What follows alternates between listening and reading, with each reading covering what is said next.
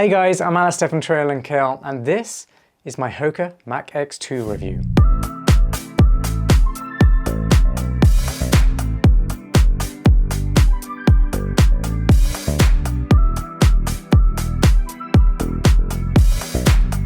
First off then, who is the Mach X designed for? Who's it going to be best for? Well, it is a speed training shoe. It's very fast. It is super responsive, but it also has a nice amount of cushioning underfoot. Now, I don't know if you can tell, but this is somewhat inspired by the Hoka Cielo X1, a fantastic race day super shoe with a carbon fiber plate. If you don't know anything about that shoe or you want to learn more, watch my review up there. That said, the Hoka Mach X2 runs nothing like that shoe. Let's go over the key specifications quickly. They cost $190, which is quite expensive. I will let you know if they're worth that price tag by the end of this review. How do they fit and feel? Well, they are true to size in length and they have a medium width.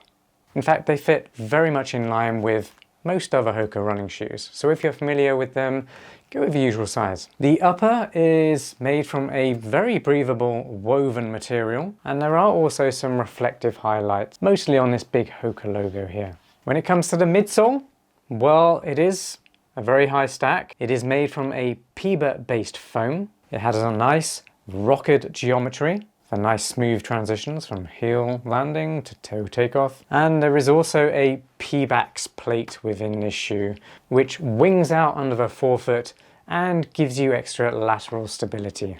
The outsole has mostly rubber compound, but you will see in the midfoot that it is just a continuation of the midsole foam here.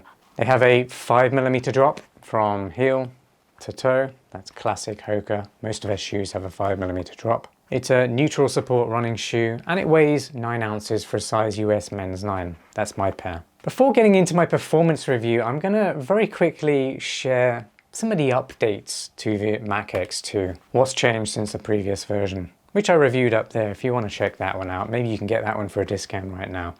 And maybe you should. Well, the upper is now lighter and sleeker, so there's less padding around the collars and the heel counter. More on that in just a minute. But overall, the shoe weighs exactly the same. So the previous version was 9 ounces for a size US men's 9 as well. And that tells me that this higher stack height is obviously adding extra weight to the shoe. The Pebax plate has also been extended, so that's probably adding extra weight too. And it's also got more PBA foam in there too, which gives the shoe more resilience and bounce, which is really nice. You do feel that on the run compared to the first version. It has also got some new cutouts in the outsole. This is very similar to the Cielo X1, maybe that's where most of the inspiration is coming from. But those cutouts do actually reduce the weight of the shoe, so I like what they've done there. That does have a caveat though, and I'll let you know about that in my performance review. The winged plate is new, extending out on the forefoot to cover more of that footprint, which gives you extra stability. And the shoe has had a bit of a rocker upgrade, so it's got a more extreme rocker. Not as extreme as the Cielo X1, but the rocker works really well. If you're enjoying this review, please give the video a like, share it with a friend, and subscribe to this channel for more running shoe reviews just like this one. Right, straight to my performance review then. Let's talk about ride, because that is the most important thing with a pair of running shoes. Well, the midsole is absolutely fantastic. Huge upgrades to the midsole and huge improvements too. It feels a lot better than the Mach X1 underfoot. More responsive, more cushioned, a smoother heel landing to toe takeoff. And that new Pebax plate feels more responsive somehow. It just feels more comfortable, smoother and refined in the ride. And a lot of that is coming from this midsole, which really is hard to fault. The PBA foam and high stack height is super cushioned, but also very bouncy and springy. So it feels very balanced, even though Hoka call this a super responsive shoe on their website. Yes, it's responsive, but it's also really nicely cushioned. So it has a very balanced ride in my opinion. The upper is super breathable, able to regulate temperature very well within these shoes, because you can see it's quite a loose woven knit in this upper. Love that about the upper. But now this is a big but, because this heel counter here They have kind of gone with a much more minimal upper in this updated version. And for me, this is a red flag. This part of the heel counter here does tend to just flip back when you're running, and it kind of just stays like that.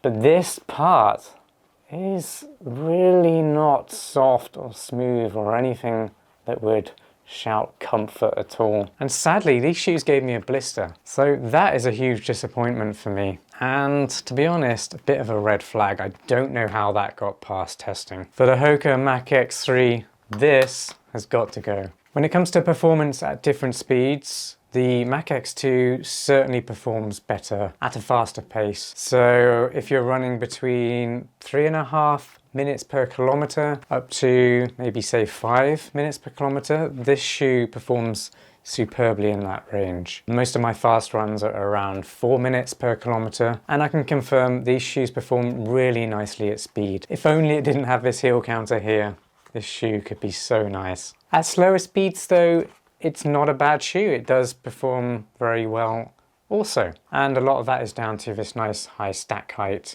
and that rocker geometry. So if you do land more on the heel, this high stack height and nice P-bar resilient cushioning does compress really nicely, gives you a nice soft cushion landing. It initiates the rocker at this point and then roll forward, flex in the forefoot, storing the energy in that P-back's plate and P-bar foam, and then releases really nicely. So if you do land further towards the heel because you're a bit of a slower runner or you're a heel striker, then the geometry of a midsole is fantastic for you guys too. Thanks to that P-back's plate, stability is very good in this high stack shoe when running around corners. So if you are weaving in and out of people in your city run, then these actually do feel nice and stable when making tight turns. The outsole has really good traction as well on the rubber compound areas. These orange sections here are simply an extension of the P-back's foam. So that section is not going to be anywhere near as durable as the rubber compound sections, and it's not going to be as grippy either. So it's something to be aware of. These are areas that aren't going to get as much ground contact, so it's not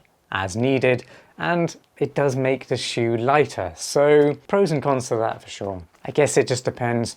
Do you want a lighter shoe or do you want a more durable shoe over time? Another thing to note with the outsole is these cutouts here. If you do run over large-ish rocks that fit these holes, then there is potential for them getting stuck in them. I didn't experience this myself, and I did test this on gravel sections, but I can see if I was on a particular gravel which maybe had larger stones, then they could for sure get stuck in here. So if you do a lot of gravel running, maybe these shoes aren't going to be for you. Top alternatives then, well, I would definitely recommend heading over to my best speed training shoes roundup on trailandkale.com. I'll put a link up there and down in the description. I regularly update that roundup as and when I review speed training shoes. If they're good enough, then they make it onto that list. So if you are looking for a speed training shoe and maybe this one isn't for you, definitely head over there. That will point you in the right direction. And finally, are they worth $190? No. In my opinion, a shoe has to be comfortable. It shouldn't have quirks like picking up stones along the way. Granted, this is a speed training shoe, so most people probably shouldn't be running on gravel in it, but some people might want to.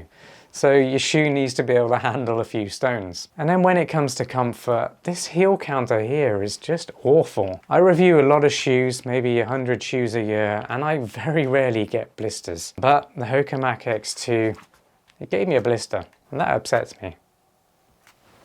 Now there are going to be some runners out there who don't experience this rubbing. If you are one of those runners, let me know in the comments down below. Is this giving you irritation on your heel, or has it been absolutely fine on your runs? Let me know in the comments down below. I'd love to hear from you. Well, thanks for watching this Hoka Mach X2 review. I really hope you enjoyed it. I hope it gave you some pointers as to whether or not to buy this shoe. And please reach out down in the comments if it's maybe not going to be the shoe for you, you're not really sure which shoe is best for you. Let me know your circumstances in the comments and I'll get you hooked up with the best running shoes for you. Thanks again for watching and I'll see you next time. Peace.